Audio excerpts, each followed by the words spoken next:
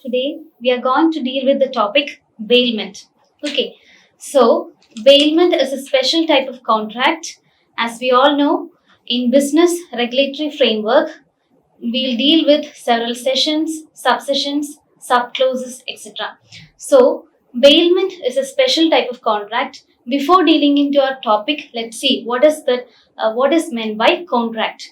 Okay, so definition of contract. According to Session 2, Subsection H, a contract is an agreement enforceable by the court of law. So, to form a contract, there should be an agreement plus enforceability by law. Okay, so in order to formulate a formula, a contract should need agreement plus enforceability by law. So, if a person fails to perform his obligations, then the other person or the aggrieved party can enforce him or can sue a case against him. Okay. So, next we'll deal into our topic, that is bailment. So, as I told earlier, in law there are several sessions, subsessions, subclauses, etc. So, bailment is defined in Section 148 of the Indian Contract Act 1872. Okay, so bailment is defined under Section 148 of the Indian Contract Act. There are several conditions or there are several criteria to be understood to know about bailment. So, in bailment, there is a delivery of goods taking place between one party to another. The parties involved in bailment are termed as bailer and bailee. Okay, bailer is a person who delivers the good to the bailee, and the bailee is the person who accepts the good. So, the first point is there should be delivery of goods taking place between two persons, that is bailer and bailee. So, the delivery is taking place for accomplishing a purpose. In order to accomplish a purpose, a delivery of good is taking place. Then, when the purpose is accomplished, the goods shall be returned to the owner of the good. Okay, owner, or it may be disposed as per the directions given by the owner. So, the second point is that for the particular purpose, in order to accomplish a purpose, the goods are being delivered. If that purpose is accomplished, then the goods may be returned to the owner or it may be disposed as per the directions given by the owner. Then, as I told earlier, the parties involved in this particular type of contract are bailer and bailee. Bailer is a person who delivers the goods to the bailee, and bailee is a person who accepts the good.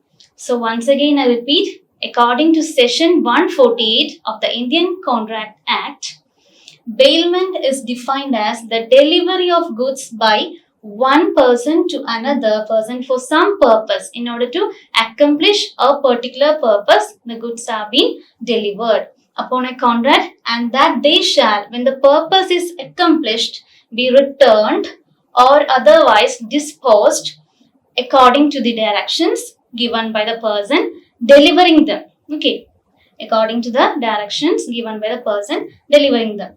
The person delivering the good is called as bailer, and the person to whom goods are being delivered is termed as bailee.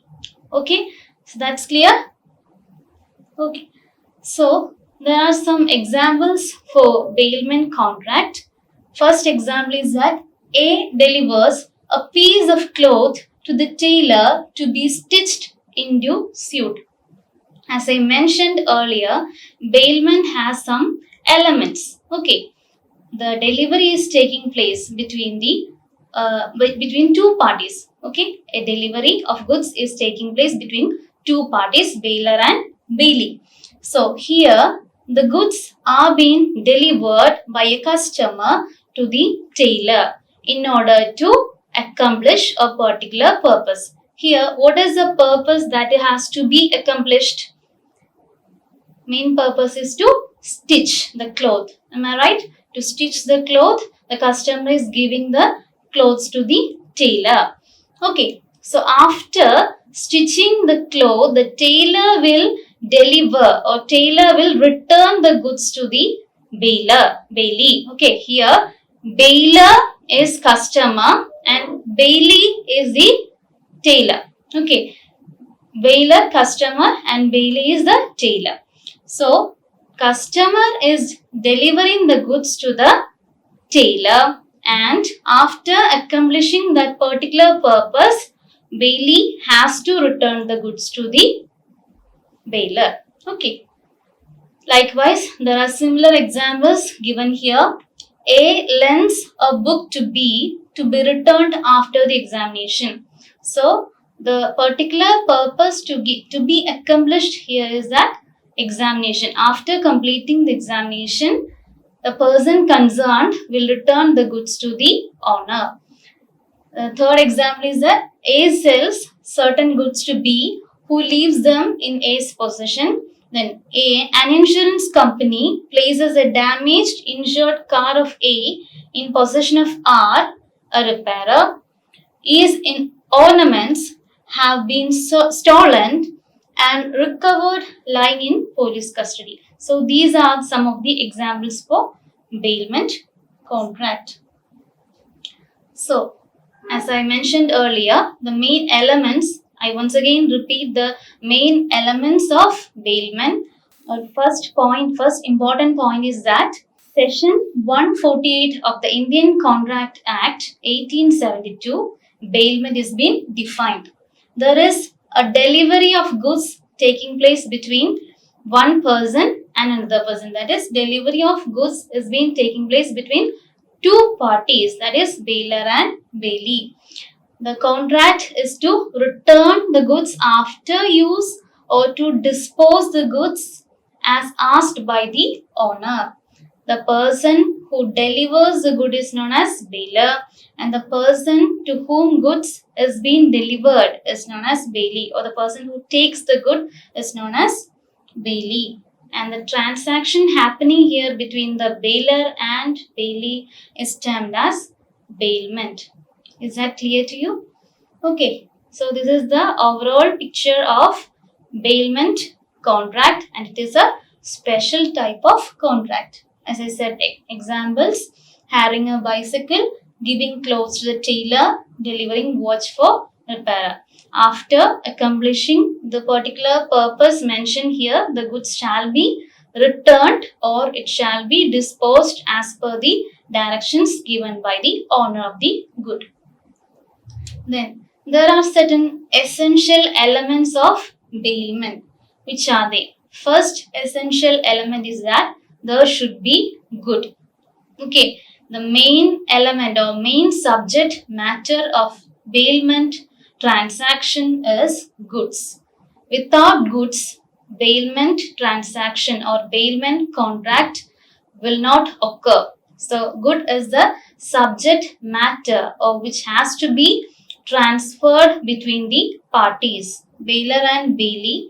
The goods will be exchanged between the bailer and bailee. Bailment can be effected only with respect to goods. Second point is that delivery. Goods should not be kept simply idle. It has to be delivered to some other persons who are in the contract. Delivery of goods by one person to another is very essential in bailment contract. Okay, so first point is goods is essential. Second point is that delivery of goods is also very important. Third point is that to be returned without demand unless otherwise agreed. Okay, if the goods are delivered, for example, A sends or A gives a pen to B to write the examination. After writing examination, it is his duty to return back the good. Okay, So that's what I said in the third point. Without being demanded, the goods have to be returned after accomplishing the particular purpose. Here the particular purpose is that examination. After finishing the examination, the goods have to be returned to the owner without demand. Without asking, we have to. It is our duty to give back the good, to return the good. In specie, what is meant by in specie? That is, actual or real value has to be returned. If a person has given us a particular good, okay, in order to keep in our safe custody, and after 3 or 4 months, if we ask, we have to give back the real good. Okay, the actual good we have to give back. That is what is said in fourth point, that is in specie. Actual or real value has to be returned to the owner. Then the same goods are to be returned and not the equivalent. Okay, we should not substitute a good, we have to give back the good which is the same good that has been delivered.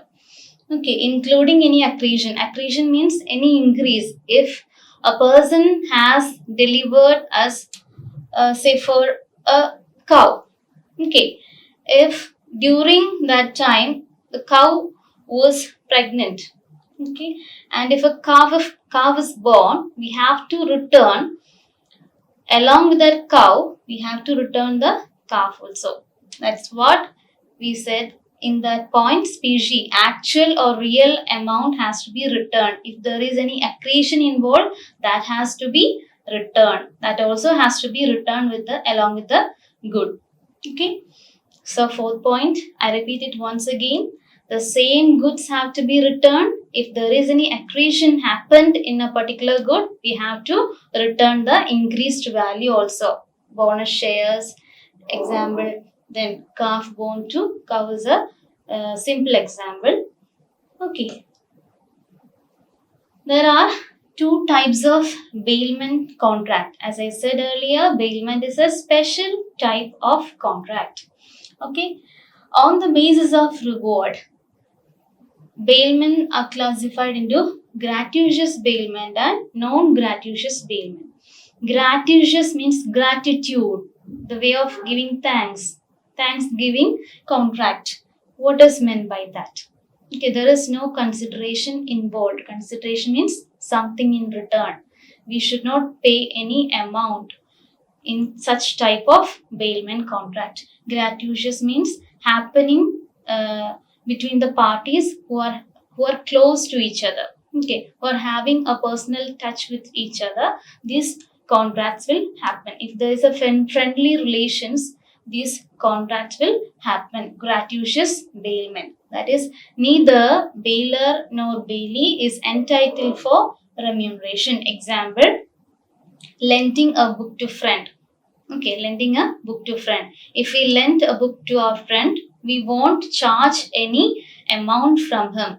It is because of a friendly relation we give a book to the friend, book to our friend. Okay, so gratuitous bailment means thanksgiving bailment. That is, after accomplishing the purpose, we'll say a thank you. Okay, we'll say a thank you to our friend. That is what is meant in gratuitous bailment. That is, we are not charging any amount. There is no remuneration involved in such type of bailment contract. Okay, is that clear? So, gratuitous bailment, in this particular bailment contract, there is no remuneration or there is no amount is being charged between the bailer and the bailee.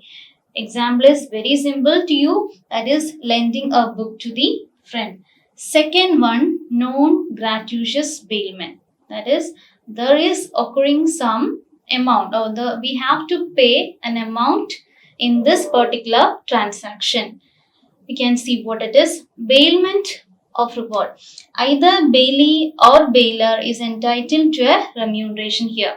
So, just opposite of gratuitous bailment, in this particular bailment contract or in this particular bailment, as the term indicates, this is a non-gratuitous bailment. Either the bailer or the bailee is entitled to receive the remuneration. That is, for example, hiring a bicycle or giving clothes to tailor. Tailor won't stitch our clothes simply. Instead, we have to pay him the amount of such transaction. Okay, hiring a bicycle also involves an amount that has to be given to the bailer of the good. So, once again, I repeat, bailment is been defined in section 148 of the Indian Contract Act 1872, and there is a delivery of goods taking place between two persons, that is bailer and bailee. There is a contract to return the goods after use, or we have to do as per the directions of the owner, and the person who gives or person who delivers the goods is known as bailer, and the person who accepts the good is known as bailee. So that's all. I think you have understood. You have got you have got an idea about this concept. So thank you.